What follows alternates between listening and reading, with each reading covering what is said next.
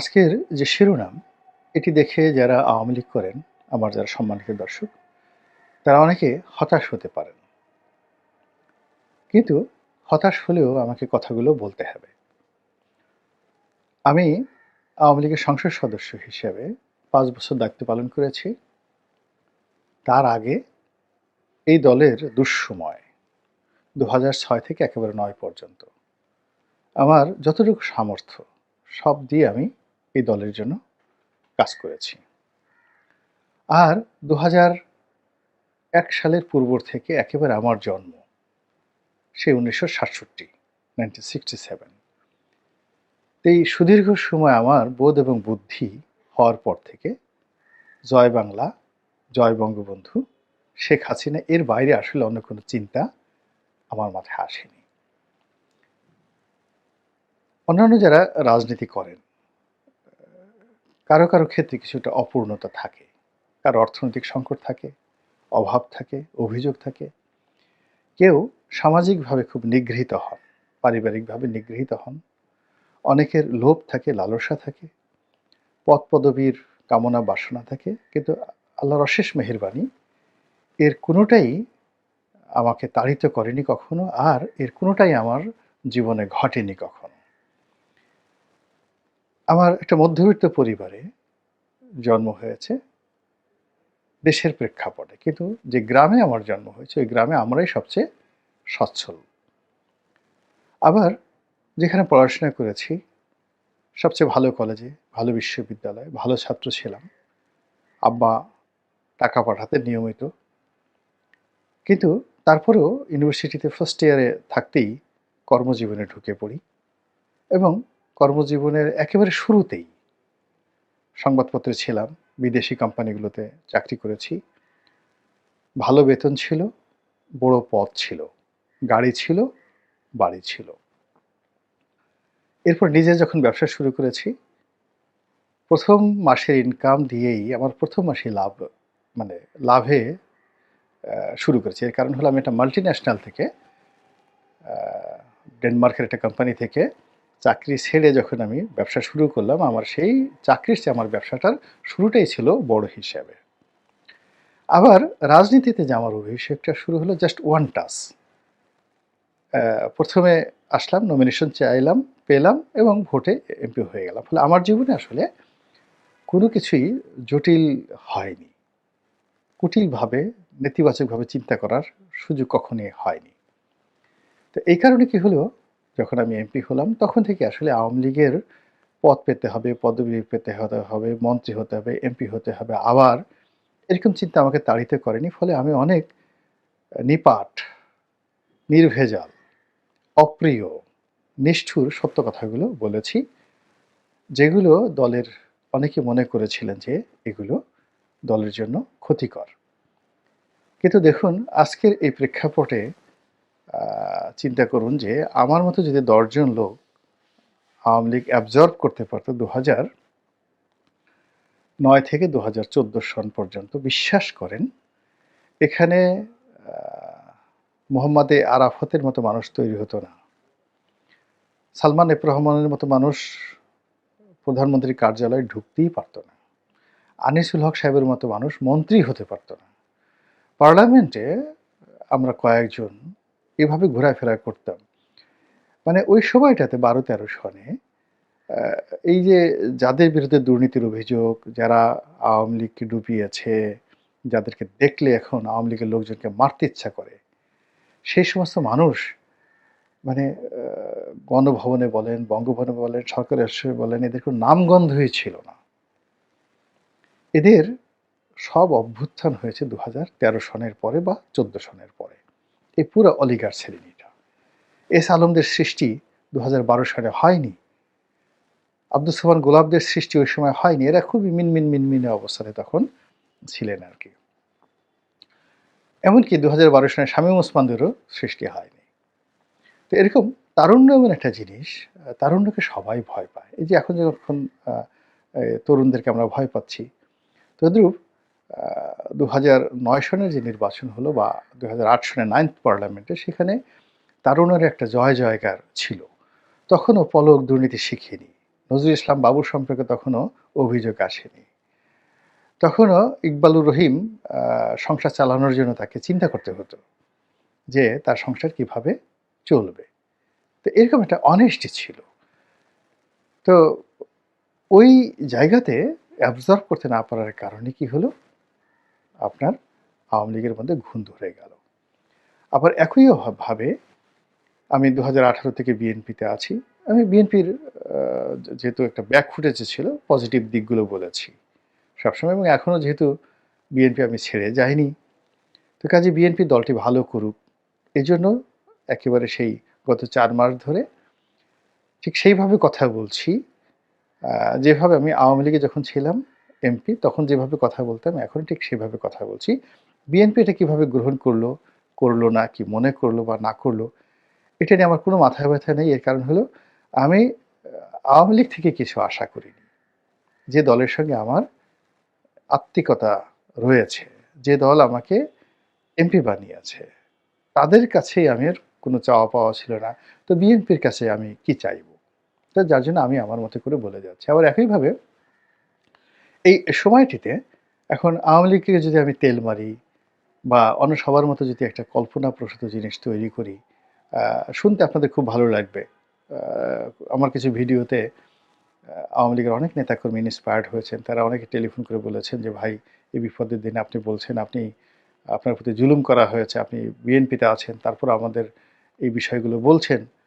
We are grateful." এই কথাগুলো অনেকে বলছেন। তো তারা হয়তো আবেগপ্রবণ। আমি তাদের অনেকের মধ্যে দেখেছি তারা প্রায় সবাই প্রতিদিন স্বপ্ন দেখেন রাতে, যে সকালবেলা উঠে দেখবেন যে শেখ হাসিনা বাংলাদেশে চলে এসেছে। আওয়ামী লীগ ক্ষমতায় বসেছে। আর এই গত ৪ মাসে আওয়ামী লীগের সঙ্গে যে জুলুম অত্যাচার হয়েছে, তারা সেটা কড়ায় গুন্ডায় সেটা প্রতিশোধ নিয়ে সবাইকে দাঁত ভাঙা জবাব তারা দিয়ে দিয়েছেন। তো এরকম যে স্বপ্ন বা কল্পনা, ইলিউশন, এটার মধ্যে আওয়ামী লীগের প্রায় সব মানুষ, হাতে গোনা কিছু মানুষ আছেন যারা আওয়ামী লীগ জমানাতে ক্ষতিগ্রস্ত হয়েছেন শেখ হাসিনার দ্বারা, দলের অভ্যন্তরীণ দ্বন্দ্ব এবং সংঘাত দ্বারা ক্ষতিগ্রস্ত হয়েছেন। তারা চাচ্ছেন যে যা হয়েছে ভালো হয়েছে, শেখ হাসিনা না না আসলেই ভালো, আওয়ামী লীগ মুসলিম লীগের মতো পতন হয়ে যাবে, ইত্যাদি ইত্যাদি অনেক কথা। আর সাধারণ যারা মানুষ আছেন তারা এই বিশৃঙ্খলার কারণে, রাজনৈতিক বিশৃঙ্খলার কারণে পুরো রাজনীতির উপরই তারা বীতশ্রদ্ধ হয়ে পড়েছেন, এবং তারা মনে প্রাণে চাচ্ছেন যে একটা অরাজনৈতিক শক্তি দীর্ঘমেয়াদে এই দেশটাকে চালাক। এই পুঁটি মাছের লাফালাফি, মেনি মাছের ডাকাডাকি, এই জিনিসগুলো তাদের পছন্দ হচ্ছে না। তারা রয়্যাল বেঙ্গল টাইগারের হুঙ্কার শুনতে চাচ্ছেন। শাসক শাসকের মতো হবে, রাজা রাজার মতো হবে, রাজার ঘোড়া থাকবে, চাবুক থাকবে, রাজপ্রাসাদ থাকবে।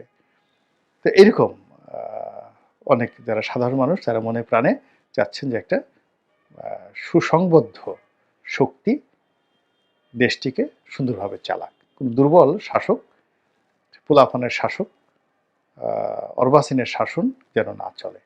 তো এইরকম একটা ক্রিটিক্যাল যে অবস্থা, সেই অবস্থাতে যারা কল্পনা করছেন যে শেখ হাসিনা আবার ফিরে আসবেন, এটি আমার দৃষ্টিতে বলতে গেলে একেবারে অসম্ভব।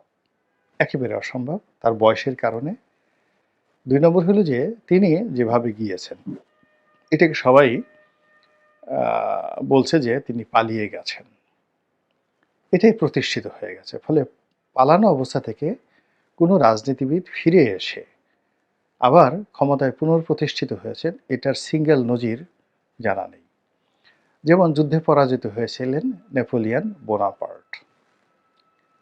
তাকে ধরে নিয়ে যাওয়া হলো। ধরে নিয়ে যাওয়া হলো এবং তাকে একটা দ্বীপে বন্দী করে রাখলো ব্রিটিশ আর্মি, সেনাবাহিনী। তিনি সেই ব্রিটিশ আর্মির কবল থেকে পালিয়ে চলে এলেন একা। এবং যখন তিনি এলেন তখন তিনি দেখলেন যে তার বিরোধী পক্ষ ফ্রান্সের ক্ষমতা দখল করে আছে এবং ওখানে ব্রিটিশ কর্তৃত্ব চলছে। তো ওইরকম একটা সৈন্যবাহিনীর সঙ্গে তার দেখা হলো। হয়তো ২-৩ হাজার সৈন্য ছিল, এবং সেই ২-৩ হাজার সৈন্য যারা নেপোলিয়ন বোনাপার্ট যেহেতু পালিয়ে এসেছেন তাকে গ্রেপ্তার করবে। কিন্তু তার নেতৃত্ব এমন ব্যাপার, তিনি সামনে গিয়ে বললেন যে, "আমি তোমাদের সম্রাট, স্যালুট করো।" বিশ্বাস করেন এই গা কাটা দিয়ে উঠছে। পুরো রেজিমেন্ট অস্ত্র রেখে স্যালুট করল। এই রেজিমেন্ট সৈন্যদেরকে নিয়ে তিনি একটার পর একটা ঘাঁটি দখল করে আবার ফ্রান্সের সম্রাট হয়ে গেলেন। এই হলো নায়কদের নায়কোচিত আচরণ। একবার সেই মানে যাকে বলা হয় এ যুগের ফেরাউন। ফেরাউন মানে আমরা বাংলাদেশে গালাগালি করি, কিন্তু এটা মিশরে খুবই প্রেস্টিজিয়াস একটি উপাধি। এবং আমরা যে ফেরাউনকে গালাগালি করি, রামসেস দ্য সেকেন্ড, তাকে বলা হয় ফাদার অফ দ্য নেশন মিশরে, ইজিপ্টে। তো গত এই ১০০ বছর বা ২০০ বছরের মধ্যে মানে কলিকালের যে ফেরাউন, তিনি হলেন গামাল আবদেল নাসের। তো তার বীরত্ব কেমন? তিনি মঞ্চে বক্তব্য দিচ্ছেন, হঠাৎ করে মঞ্চে গুলি করা হলো এবং তার শরীর থেকে দরদর করে গুলি ঝরছে। তখন টেলিভিশন ছিল না, রেডিওতে এই তার ভাষণ প্রচারিত হচ্ছিল পুরো আরব বিশ্বে। তো সমস্ত মানুষ দৌড়াদৌড়ি শুরু করলো। তখন তিনি মঞ্চে দাঁড়িয়ে বললেন, "প্রিয় ভাইয়েরা আমার, আপনাদের কাউকে গুলি করেনি। আপনারা তাকিয়ে দেখুন, ফিরে তাকিয়ে দেখুন, আমাকে গুলি করছে, আমার শরীর থেকে রক্ত ঝরছে। আমি আপনাদেরকে ছেড়ে যাচ্ছি না। I am not leaving you. আপনারা কেন আমাকে ছেড়ে যাচ্ছেন?" এই জনগণ ঘুরে দাঁড়ালো। পুরো যে অভ্যুত্থান তার পক্ষে চলে এলো। This is the politics. কাজেই সাবেক প্রধানমন্ত্রী শেখ হাসিনা তিনি গেছেন, যদি ভারতে না গিয়ে ভুটানে যেতেন। ভারত বাংলাদেশের লোকের কাছে খুবই ঘৃণিত, নিন্দিত, শত্রু রাষ্ট্র হিসেবে বিবেচিত। তিনি সেখানে গিয়েছেন। তো প্রথমত তিনি পালিয়েছেন বা পালানোর বদনামের ভাগীদার হয়েছেন। দ্বিতীয়ত তিনি এমন একটি দেশে গেছেন যে দেশের কথা শুনলে বাংলাদেশের সব মানুষ দরকার হলে কবর থেকে বের হয়ে এসে অস্ত্র হাতে নেবে।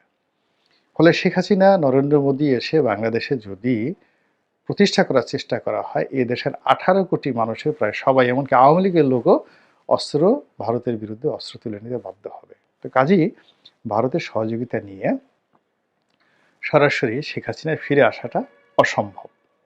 এই গেল একটা।